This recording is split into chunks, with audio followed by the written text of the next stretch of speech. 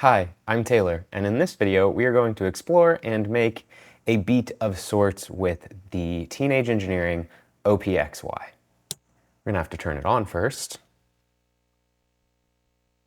Let's start with a new track.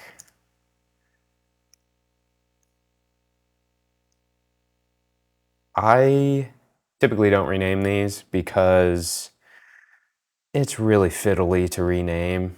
I can show you. You go hit rename, and then now I have to scroll through them this way through the dials. I don't think there's a better way to do it, but I just have left them.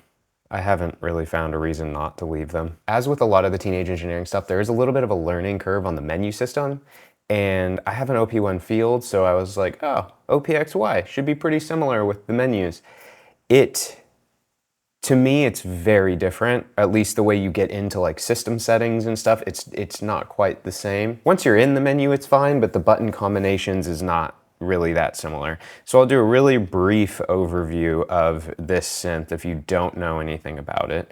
1 through 8, that has the sine wave looking button, is all of the instruments. 1 through 8 with the auxiliary jack button is all of the effects. This mode, I don't remember what it's called, but it's basically like the scenes like in Ableton and session view. This might be song mode. Then the next one is mixer. So this middle section is the sequencer with the different shades of black to white. You have your, I guess, navigation section in the bottom left. You have a bunch of other things, but it's mostly a keyboard that I use it for here with the numbers and the designs, I guess we will call it. Bar is how the sequencer interacts, which makes sense because it's along the line of the sequencer. And then this is the play mode. We'll see if we get into that. And it's very avant-garde and abstract the way it all works. It took me a little while to get used to what knobs do what and how it all interacts with each other, but it's actually really intuitive and really straightforward once you get to play with it. So actually I'm making this video quite a bit later than I intended to make this video because I really wanted to understand how to use this really fun guy before I just look like a little bit of an idiot on the internet. Okay, let's pick a tempo first. So I'm gonna, as per my usual fashion, keep it a little bit slower. So what does this sound like? We can groove with something like that. Okay, let's do something with drums first. So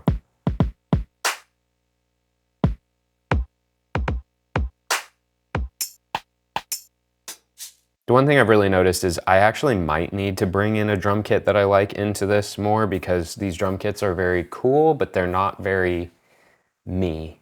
There's parts of a couple of them that are me, but a lot of it is not really where I find the inspiration. So let's just see if we can make something anyway. I mean, obviously I'm going to make something. So let's just go with like 1, and let's just see what this is. No, we're gonna go here. Okay, so that's only a 1-bar loop right now. So if I hold down bar and I go plus, now it'll be a 2-bar loop. And if I press bar again, it goes to the next bar. So now I should have 2 bars with just a kick. 3, 4. Yep, sweet. I'm still on the 2nd bar, so let's put 1 more kick there. And then let's see about a snare. I think the 2 snare I liked better. Yeah, that's gonna be more enjoyable. So then let's just put that on 3. I actually don't need 2 bars for this right now. Let's see what happens if I don't do 2 bars. But then I'm going to put a hi-hat on this channel.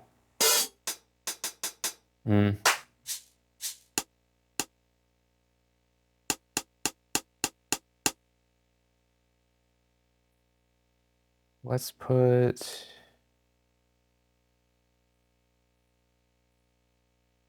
what is that going to look like?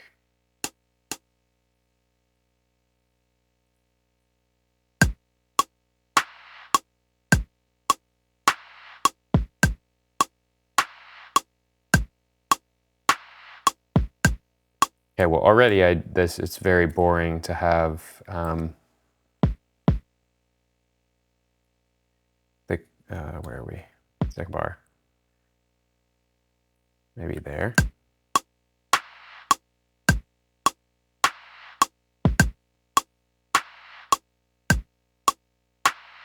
Oh, I want the kick here.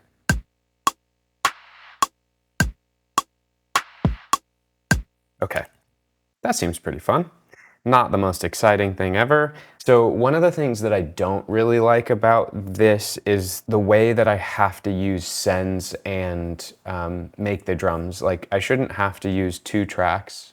At least in my head, I shouldn't have to use 2 tracks to make the effects and everything work with the drums in a way that is very conducive, like a reverb send. It's weird to me that I have to have 2 different channels or 2 different tracks running drums just so that I can have one that has reverb and one that doesn't.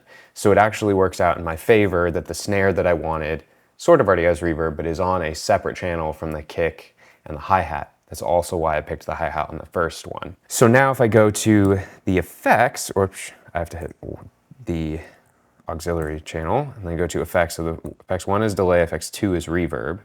Where do I get to? Ah, the sends are here. And channel 2 is the one we want because that's the snare only.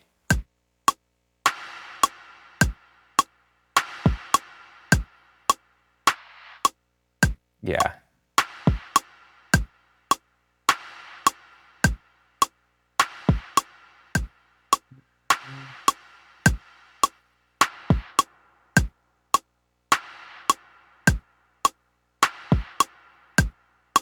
Cool.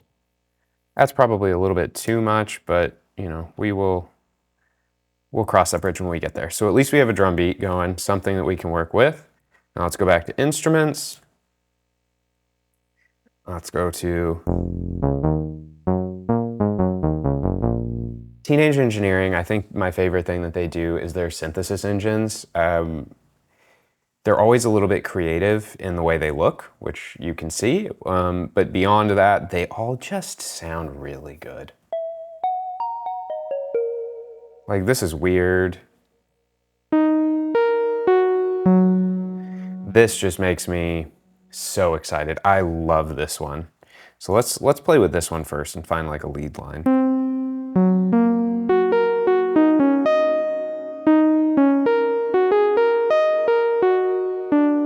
Oh.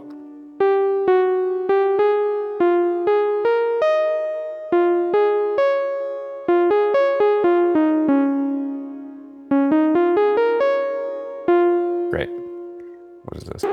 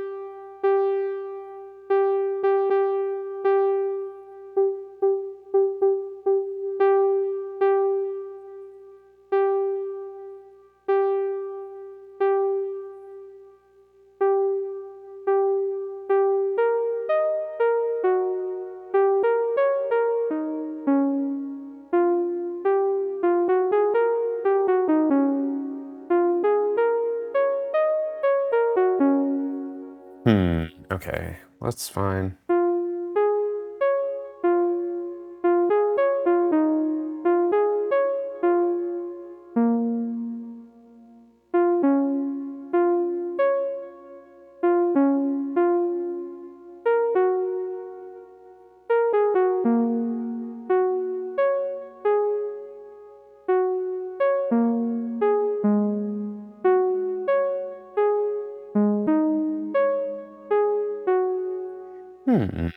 Where can I go with this?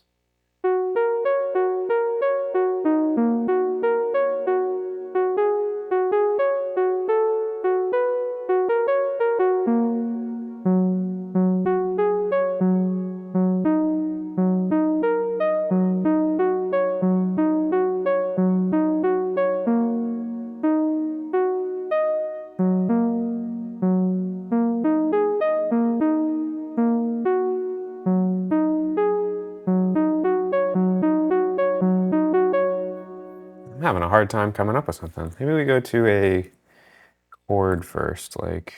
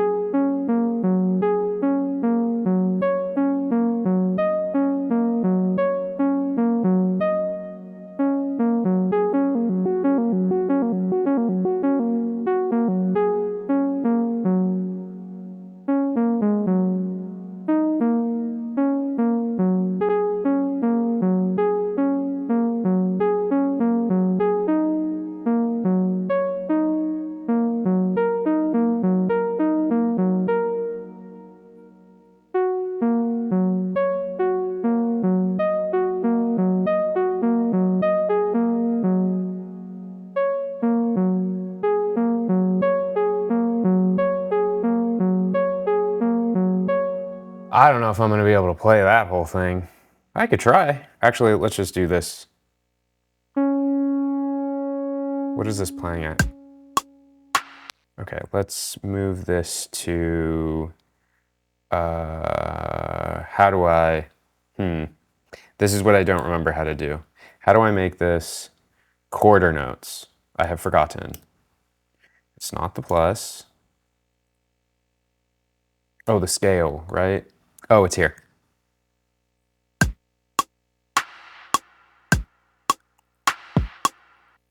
Okay, I think this is the scale I want, so.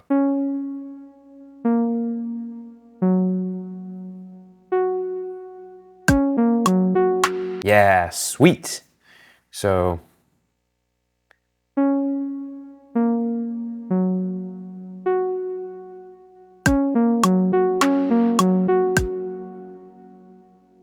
Okay, so I can do 4 separate chords of this.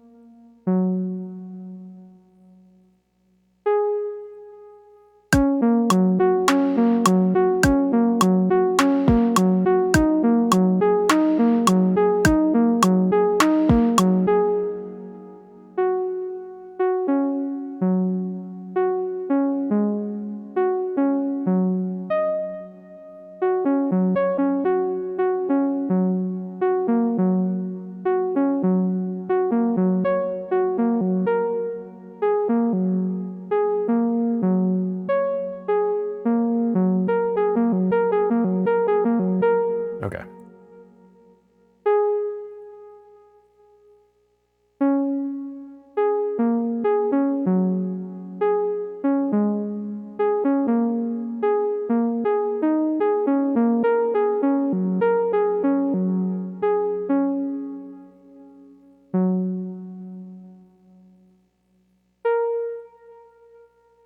And then.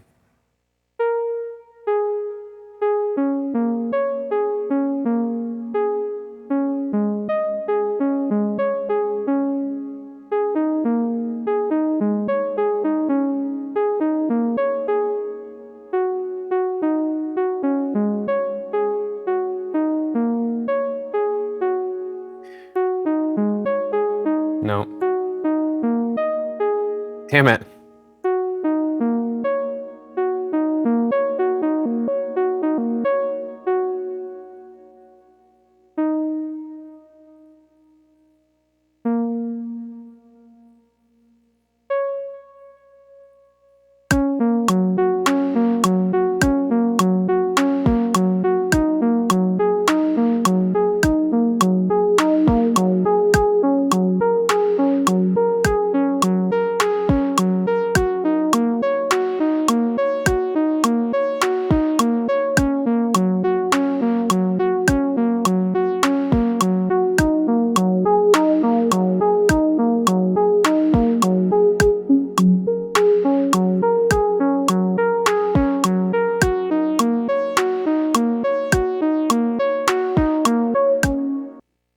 That's cool.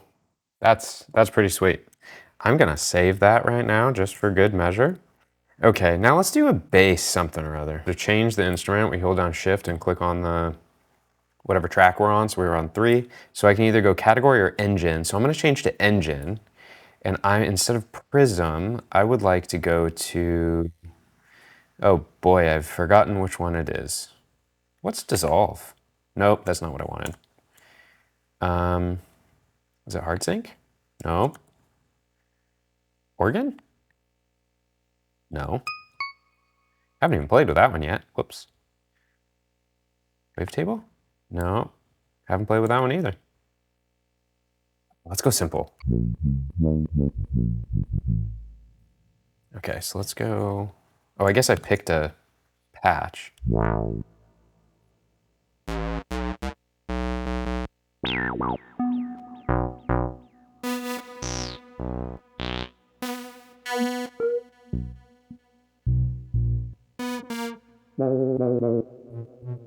Let's go back up to like. Let's go to big square. Let's see where.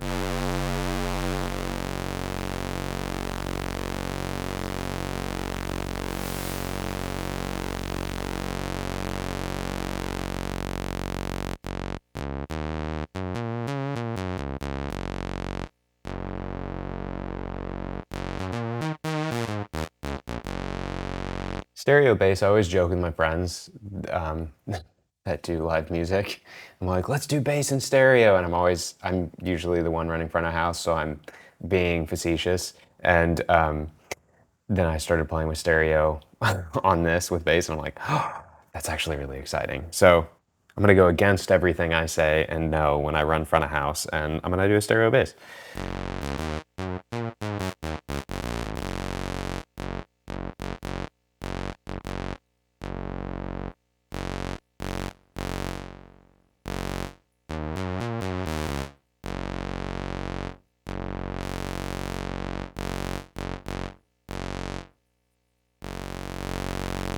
All right, sweet. So now we have.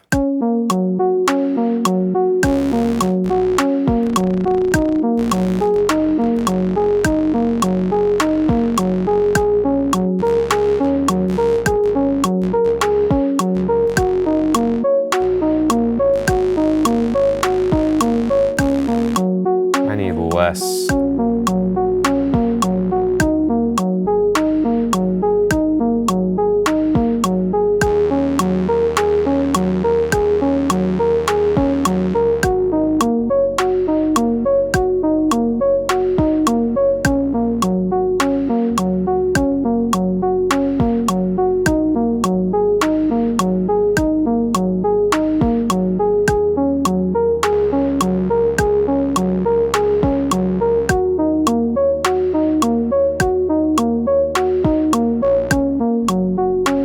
Okay, I think I've got it. So to record, you hold down the record button, play, and then once you hit play, it will start recording with a 1 bar count in, 4 beat count in.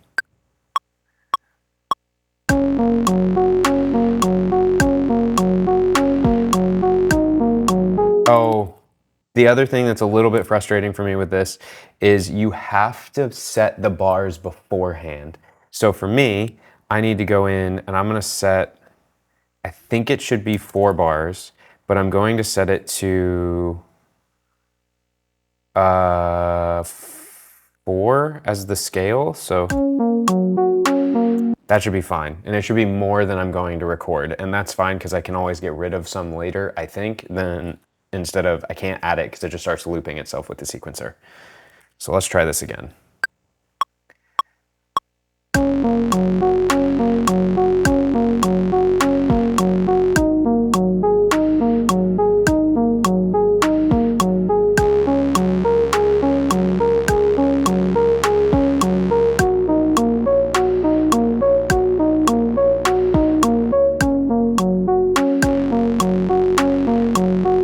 Okay, I think I got it, but there's definitely, if I take out these 2, maybe I did it. I feel like I messed it up, but.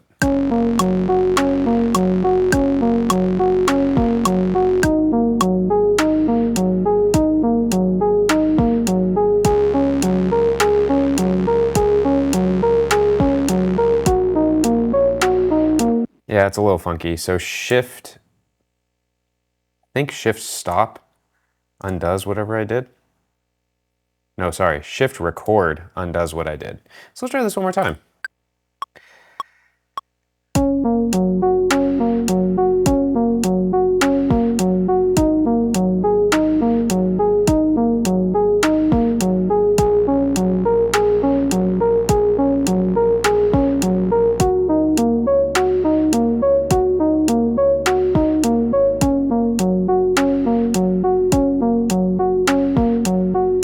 And if you hit play, it'll stop recording.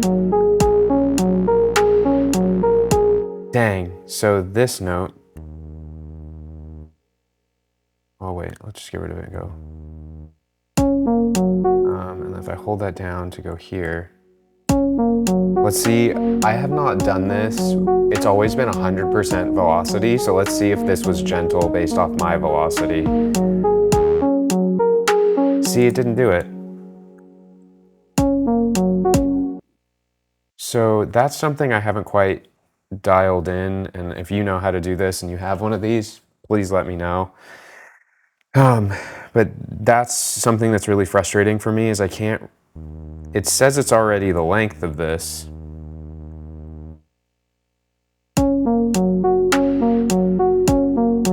I also don't like that you can't start in the middle of the thing, but that's not really a good argument to most sequencers.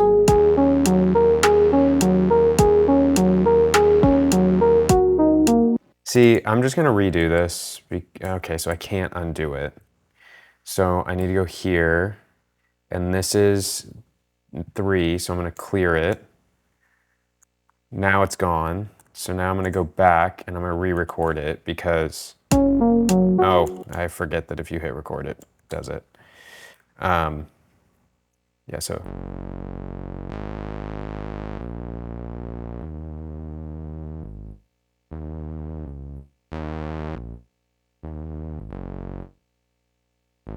Okay.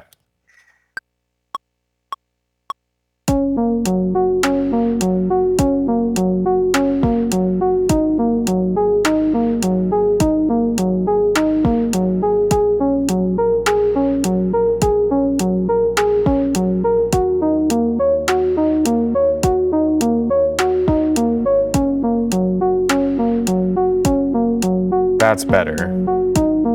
So now if I go over here, I can move.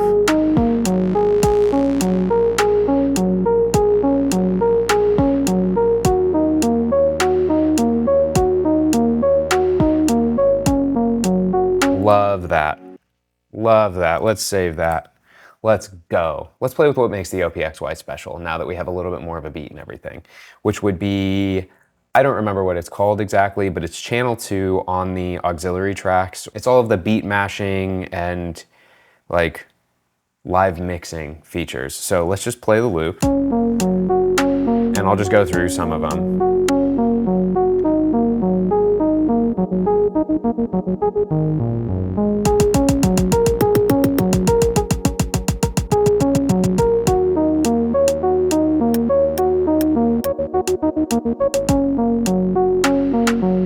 Oh.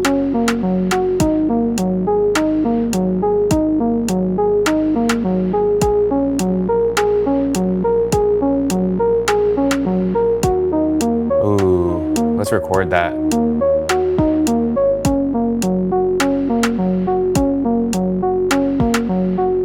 The other really special thing is you can record these as you're playing if you want to make it become part of the song, and you can turn it on and off in, if I recall, yeah, you can turn it on and off in the clip view or the song view. Wait, by the white knob.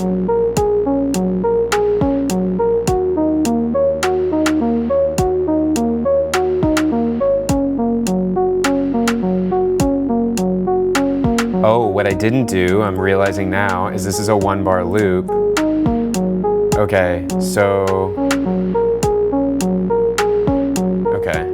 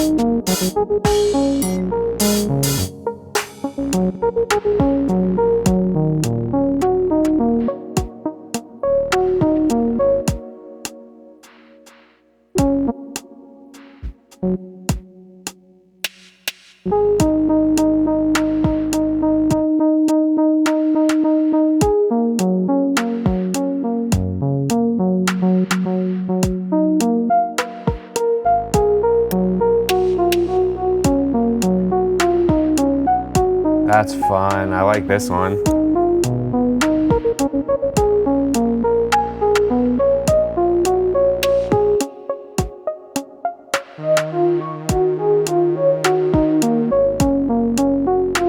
That was cool.